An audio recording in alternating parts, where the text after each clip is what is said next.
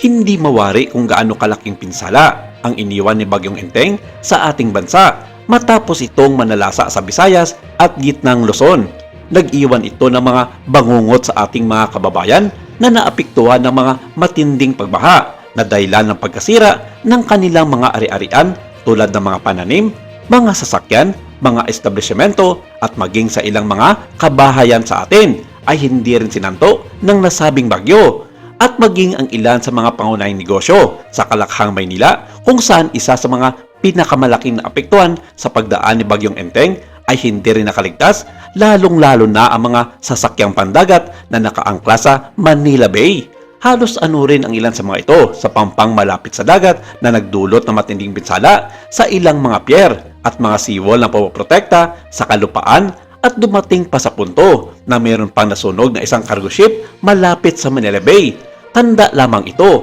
na kahit gaano pa kalaki at katibay ang isang sasakyang pandagat ay hinding-hindi ito makakaligtas sa gupit at galit ng ating kalikasan.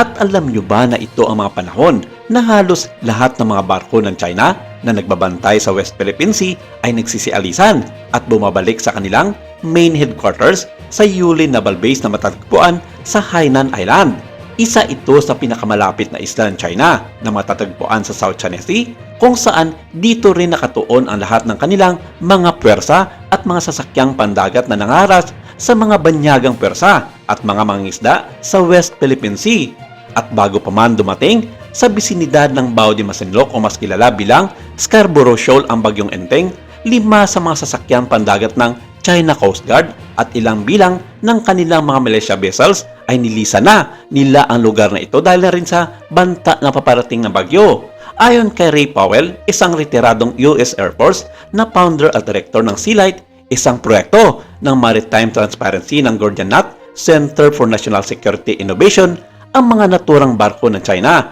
ay nabibilang sa China's Kyongsan-Shyu Maritime Militia Force, kasama na dito ang mga nasabing 5 barko ng China Coast Guard.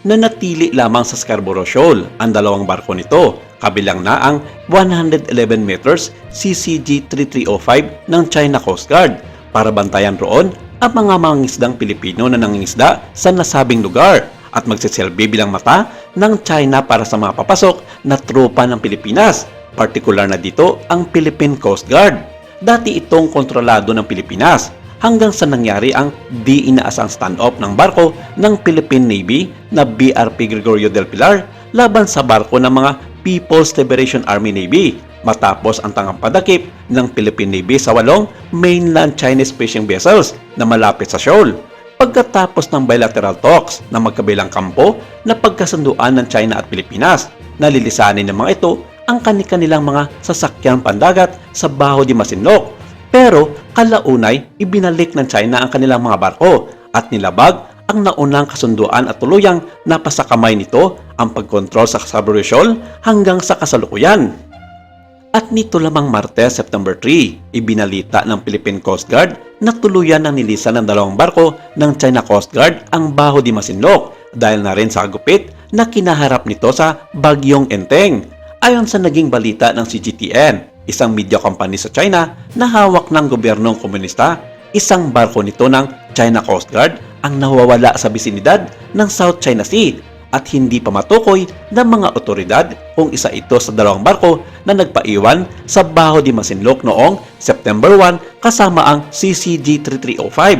Ayon sa Chinese state media, ang pagkawala ng nasabing sasakyang pandagat ng China ay hindi dahil sa isang pag-atake ng mga banyagang pwersa, kundi isa ito sa epekto ng Tropical Storm Yagi na dumaan sa timog dagat ng China.